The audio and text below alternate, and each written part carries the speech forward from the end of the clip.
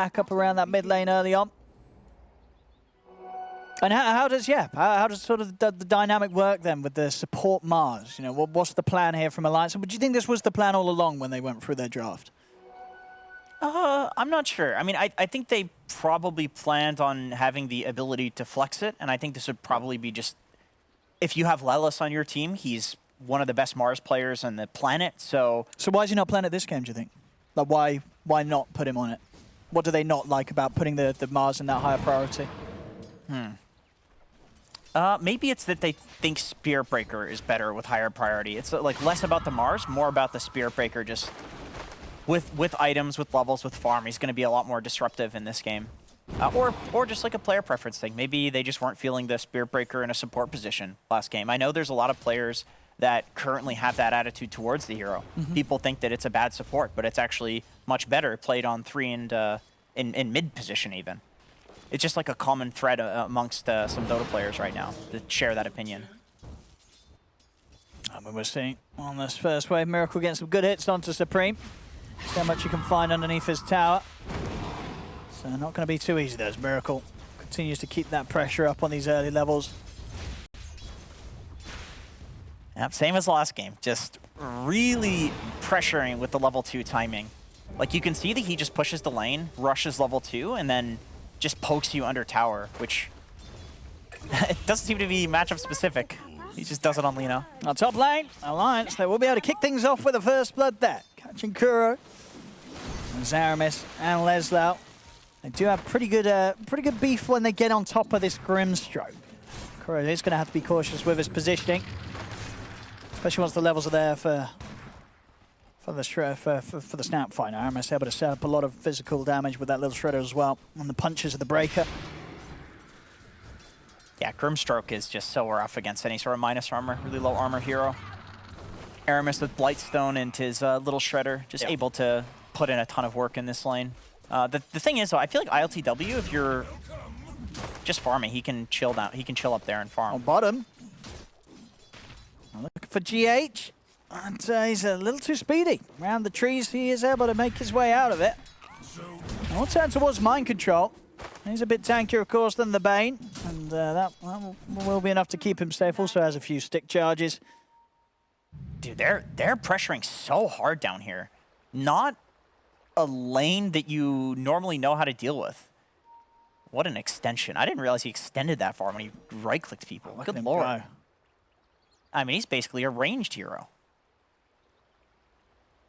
That's gotta hurt. Not a good place to get stabbed. No. Yeah, down here in this lane, Nigma Galaxy, they have only 3 tangos left between them. So Alliance is putting on a ton of pressure. They still have a salve advantage on Handskin. So it's just such a strange lane to deal with. Luna Mars, like it's not something anybody has experience versus. More tangos coming on the courier. Yep, that's Dota right now. If you're a support, you've got a donkey that has something green on it for the first 10 minutes of the game. Yeah, especially in these sort of battle lanes. Yeah. Yeah, Nigma Galaxy, they do want to try and Massive punish wave. this Luna and just make it not an easy start for Nico Baby, but indeed, Hanskin's been doing a solid job of pushing them back. Look over in the mid. And it's still Miracle having the edge. Of course, we'll see how things come into play when the further rune control comes in. Top lane RTW. Oh, very close to getting brought down. I mean, we really are seeing the damage from these two heroes, even against the Kunkka early on. And there's a lot. Money to burn. Yeah, I mean, they're doing really well up here on Alliance. Another lane that... They've got Cookie in a second if they want to try and go for this under the tower. And they will. We've got the tower, the creep wave pushing in. And again, little shredder coming into play. Charge over. They'll get the job done, Alliance. Getting another kill up top. Aramis very low, but RTW got nothing else to try and clip the Snapfire with. So Alliance getting the kill and getting away with it. Yeah, they're pressuring super hard. I mean, this seems to be why they did the kind of hero swap. Yeah, they just feel like they just feel like that lane is going to be a lot stronger, and it does. Yeah, I mean, they're owning. Both of the side lanes actually are going very well for them. Not the mid lane, though. Yeah, but I think that this is what you expect, right? I feel like out of a Quap Lina. Lina Quap, Especially, yeah. you know, this is Miracle after he's had one game to warm up, and he did pretty well in the warm-up, you know. So coming into the second match against him on the mid was never going to be fun for Supreme, but as we've seen we've seen Quaps before, even if they do get punished in the lane, nowadays a good Quap player can make a recovery. And as you say, Supreme, it is one of his more comfortable heroes. So whilst the lane might not be easy, there's still very much a chance that we'll see Supreme get his way back into the game elsewhere. And on the top lane, God, what's wrong with me today? Aramis pressuring quite hard, bot lane as well. Luna Aura plus the Mars W. Lots of damage with that extra plus 17 that he's got. Adds up. I mean, it's a lot. I mean, see, top lane Aramis. He's just constantly going for Kuroki.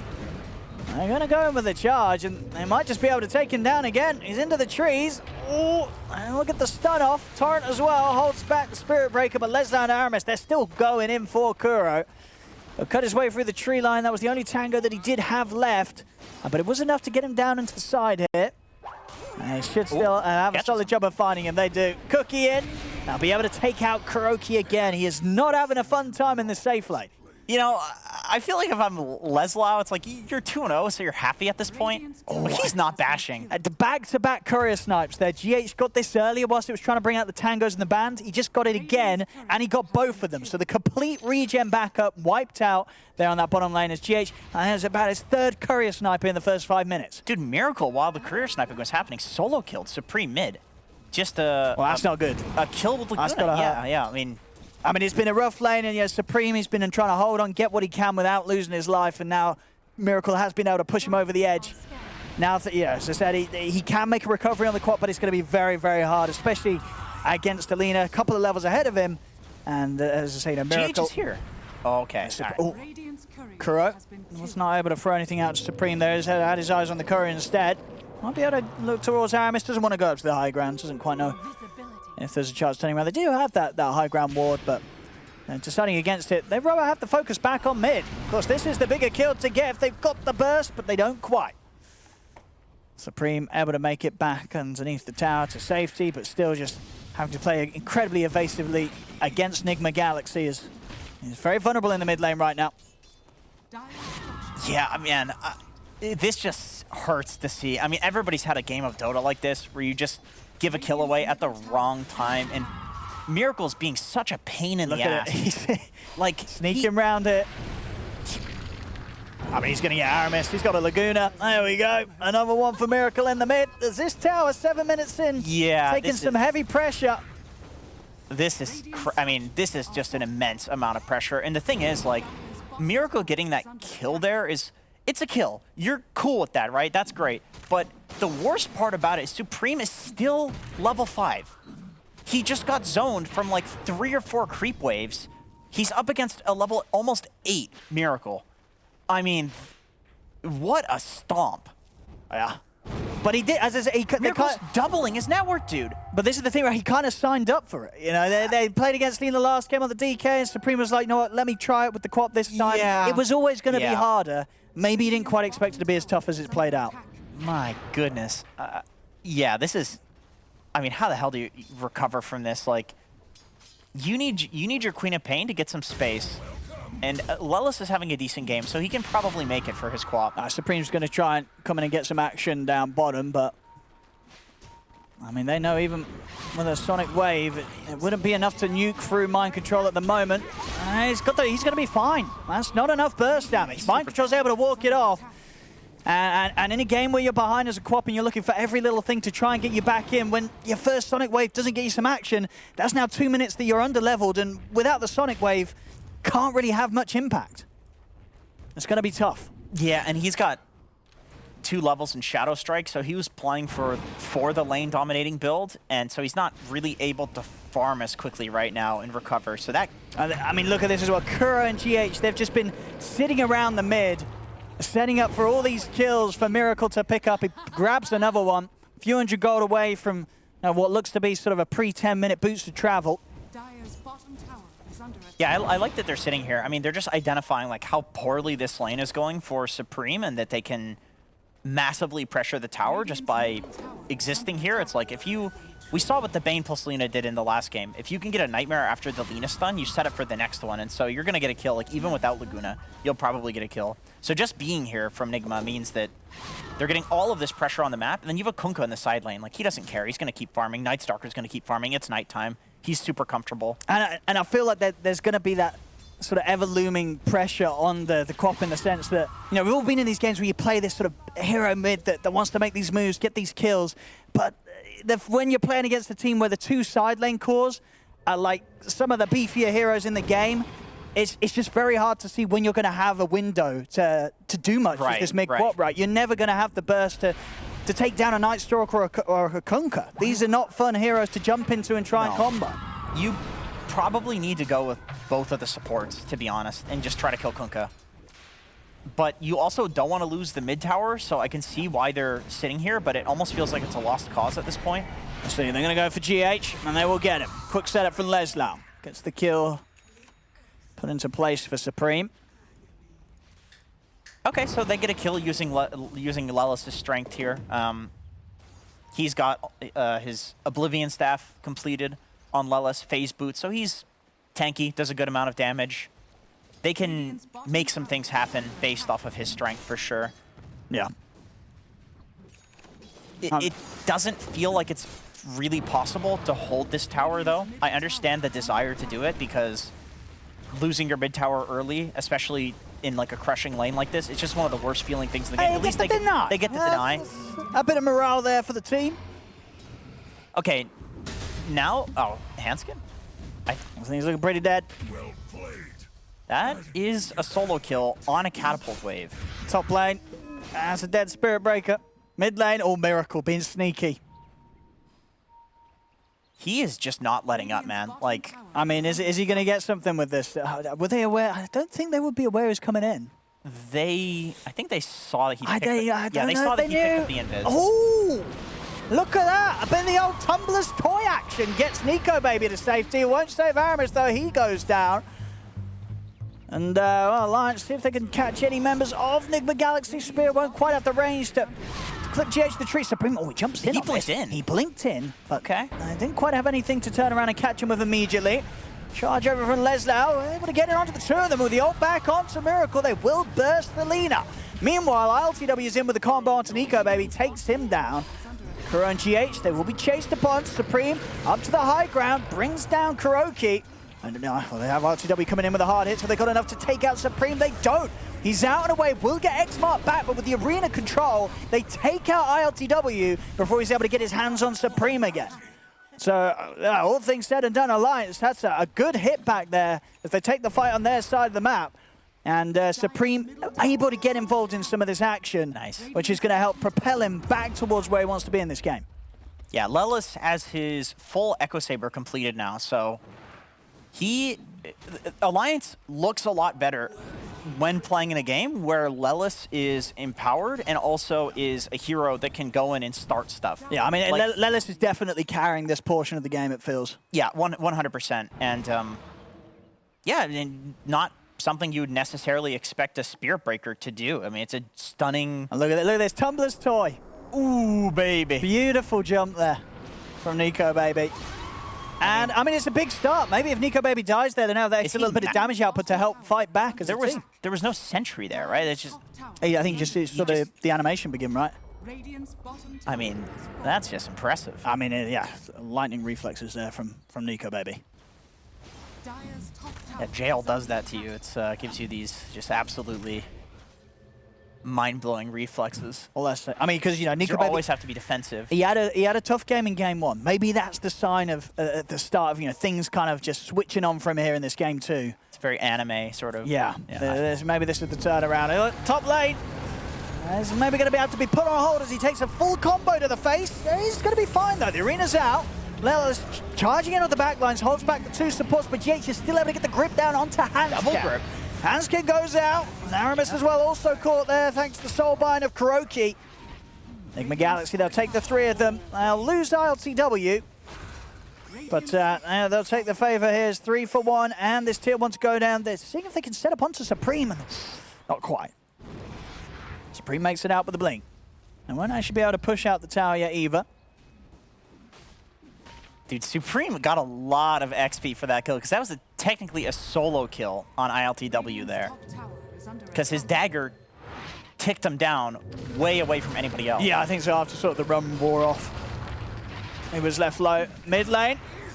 And Supreme's coming to help out. There's 4 heroes here. Yeah, he's got to be cautious. We'll blink away. So lose Hansken underneath the tower quite quickly after he's back in the game. Still a 4K lead here for Nigma Galaxy. And I guess one sort of saving grace for Alliance this time around is that Nigma Galaxy can't really do Roshan that easy with their lineup this time, so unlikely to lose that objective early on if they lose fights like this.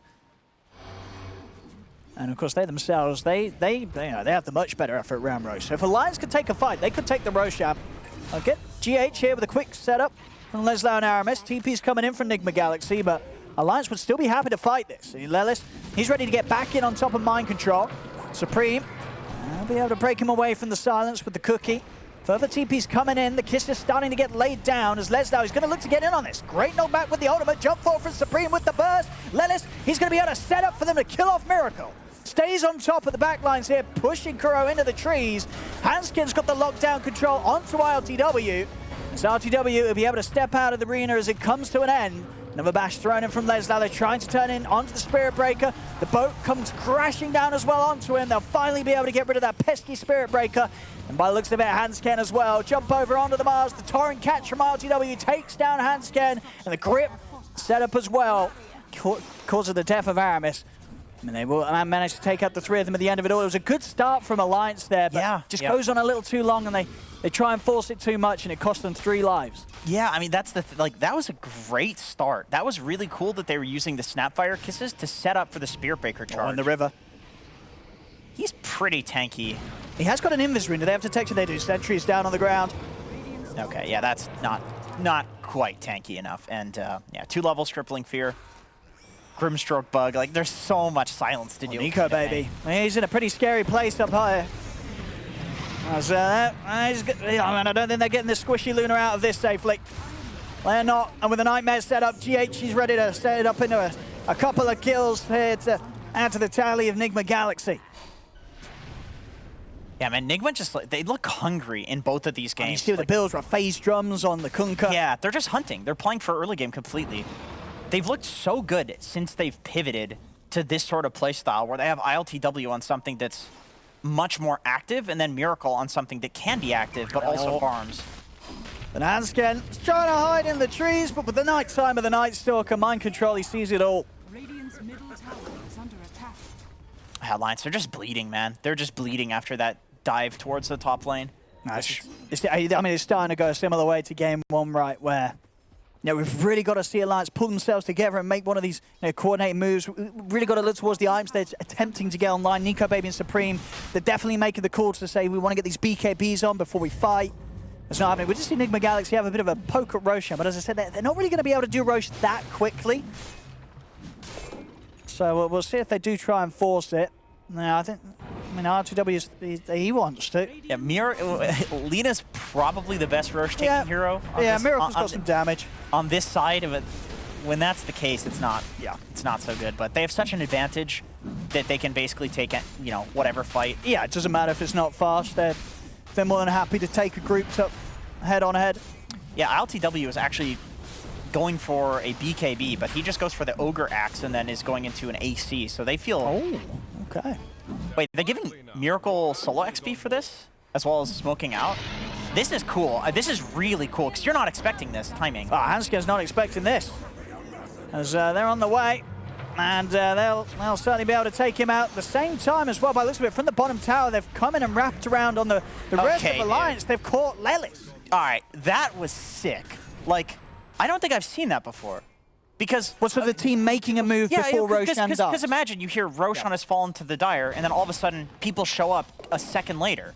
You're just like, what the hell? Yeah, mentally you don't expect. No, absolutely because you're right. not. Yeah, you're right. You sort of get this image of where they are based on when the Rosh falls, and then so you can play like that and be like, oh, I'm going to chill here for a bit and then leave in 2 seconds from now. Yeah. Like that I mean, it caught them massively off guard. Suddenly they were losing a hero near the river, and they were losing someone else down bottom. Split. They're totally not ready for that. I mean, that was just sick. That was really cool. That was a sick call. Which Nigma, even when they're losing and you know looking bad as a team at the start of the tour, they've always made really good calls like that. Like their smokes are super high quality. Which when you have a captain like Kuro, it makes sense. But it's cool to see that. I mean that's innovative. Yep. Oh yeah, they're certainly not looking rough today. 19 minutes in, and it's already looking like Nigma Galaxy are going to have a pretty comfortable game in the bag here. Unless Alliance can come in with something surprising once the BKBs are up for their cause. And if the fight doesn't go well when Supreme and Nico Baby turn up with the BKBs, it's very hard to really see a timing later on in this game where Alliance are really going to be able to hit back hard. It's going to get more and more difficult. Yeah, I mean, the biggest timing that Alliance had was Nico Baby's BKB on Luna, but now that there's an Aegis in hand for Nigma, it's not important. It's really not important. You have Fiend's Grip, which goes through BKB. No. You have these tanky heroes, Kunkka Boat. You're going to be able to delay until the BKB's down. Supreme, and he's been caught a few hundred gold before the BKB's out. Is there any way of trying to save him? There isn't. The Soul Bind into the Sinus locks down the two of them. As they've just got to get out Alliance. Aramis TP's away. Nico Baby, boys, his long TP. And they've got him. Oh, boy. He has a longer TP, I believe, and he didn't want to pop his BKB before he went for it because he felt that he was going to be out in time. He was not. 3 more kills for Nigma Galaxy, and things continuing to fall apart for Alliance. Miracle has a DD bottled too, just to make things worse. Your Aegis hero now able to do a ton of tower damage. Close to an MKB as well. Middle tower has fallen. This is rough. This is really rough. I mean, Nigma's just been super on point today, though. Like, this is not looking like an easy team to beat in general right now. They're looking really strong in all of the games that they play, but like today specifically, they've been hungry for blood, man. Like, they're just hunting constantly. I've been crushing it. No downtime whatsoever in their gameplay. Like, they're not being lazy at all. You see smokes like that Roche smoke, and we've seen a few of them in this series. Like, they're thinking about Dota today. Yeah, I feel like we haven't really seen any of Nigma Galaxy's members just get caught out, you know, in sort of random positions. It just hasn't happened today in the series. Any deaths they've had, it's been a support, getting a job done somewhere, or in a sort of a team fight that, you know, Nigma Galaxy have chosen to take. You know, I think we had one sort of move in the first game where Alliance did catch them by surprise, but other than that, Nigma Galaxy's just had full read on Alliance's moves. Yeah, definitely. And this is a team that can, you know, people always make the excuse or that, oh, you know, they've already secured a slot in the major, or they don't care about the earlier seasons, or, you know, whatever. There's always these excuses. Like, this is a team that can look weaker at times based on who knows what. But no, they're looking on point. They're looking on point recently. It's interesting that there are teams like that where their like potential's really high, but sometimes they just are not hitting that potential. And then there's other teams that are somewhere in the middle, but always somewhere in the middle. See the scan here. Nigma Galaxy, they're ready to charge straight up to the high ground. Arena down from a Hanskin, trying to stop the chase, but they're still able to reach over, get the Soul Bind set up. BKB's out from Supreme. He'll try and turn and help out, but they've already lost Leslau. Supreme with the last few seconds of his BKB having to blink away. And Mind Control chasing down with the nighttime on top of the Mars. Hanskin's out. The boat's coming over. Nico Baby has to pop his BKB to get out of there, but Supreme's been left on the low ground. Another pick off here for Nigma Galaxy as they take out the 3 of them. And already on the backlines, GH, he's set up for a 4th. The controls there onto Aramis. As Nigma Galaxy, they are just taking whatever they want at this point. And Alliance, they just have no counterplay. Yeah, this Nico Baby BKB is feeling like he's alone. Okay, but also Mind Control, it's not nighttime, so yeah. Oh, so yeah, he was standing a bit close there, but indeed, as you say, trusting in the sunlight to save him. Yeah, I can see why Mind Control is going for that, though. It's like 1v5, you know, you're going to look for something, but he's a little too far. Well, we'll have the casualty of a GH on the back off. And that is all. Everybody else very easily out of that. And Alliance, they are going to smoke up here with Hanskin and Leslau. They've got the arena in 10 seconds. Nico Baby being used almost as the bait. And Nigma Galaxy are going to go for this. So Alliance, they want this fight to happen. Will it actually work out the way that they planned, though? As the charge over towards mind control, Leslie still trying to get in. Supreme jumps forward, but immediately Soulbind comes out. BKB is there from the two cores, but again, they're having to sort of step away. Arena's in play, but Miracle pops the BKB. He's punching into Nico Baby, chasing down this Luna. Nico Baby cannot escape. A charge over comes out, but they cannot stop Nigma Galaxy from running them down one by one. Torrent out on a handscan. The Mars to fall. Alliance, they have to split. I mean, and that clearly was a move that Alliance themselves were trying to set up. With the smoke up from the two of them, Nico Baby on the push, but they don't get anything with it. And when you sort of see that move fall apart, you've got to wonder if there's anything left in the can here for Alliance. They'll get a tier 1 in the mid lane. He cancels. That's funny. Yeah, I mean, that was best case scenario for them. They had gotten a pick off on GH, position 4, important hero to pick off. Also, it was not nighttime and 60 seconds on Mind Control's ult. Still, he just got the ult on Mind Control, so like he was effectively not a hero in that fight, but they just say, okay, Miracle does enough damage. We can still easily fight this. ILTW will frontline. And yeah, Nigma was right. They read that situation like a book. It just at this stage, how does Nico Baby get in on this fight? Because it really does feel like he pops BKB, so does Miracle, and at this point, Miracle with the stacks build up with the Fiery Soul and the MKB, he tears through the Luna. He does. And like ILTW too, as 2700 HP, like he's not dying here. Well, Leslie out. And he's going to try and start things onto Miracle. Defensive Nightmare comes out, buys time for Miracle to pop the BKB, grips out on a Supreme. Leslie also to fall. Nico Baby's getting in on the backlines with the BKB and the Eclipse. Miracle able to get out of the arena with the last second of the BKB into the trees as well. Now has the distance to turn, punch back into Nico Baby. They're just going to call it. They've had enough Alliance. GG is called. Is he going to be able to get the Rampage to close up the series? Let's see if he's able to. They've got the control onto Handscan, and he certainly does. Miracle finishes it off with a Rampage. As this series, I mean, it really was just all Nigma Galaxy. Alliance just a little all over the place today, Jenkins. And Nigma Galaxy, they punished that perfectly. It's one of those series that, like, you would hope, you might even think that it would be more competitive based on how the start of the tour went, but it's just so hard for Alliance. They have looked like they've not really meshed together throughout the entire tour, whereas Nigma, they figured out how to make this patch work for their players. Picking ILTW, something that's more aggressive and able to do stuff with his team, and then putting Miracle on these carry heroes, it's like the guy's getting a Rampage in every other game. It's like he's so good at these heroes, and he's so good at having his team on his back. So it's one of those things, you would want it to be more competitive.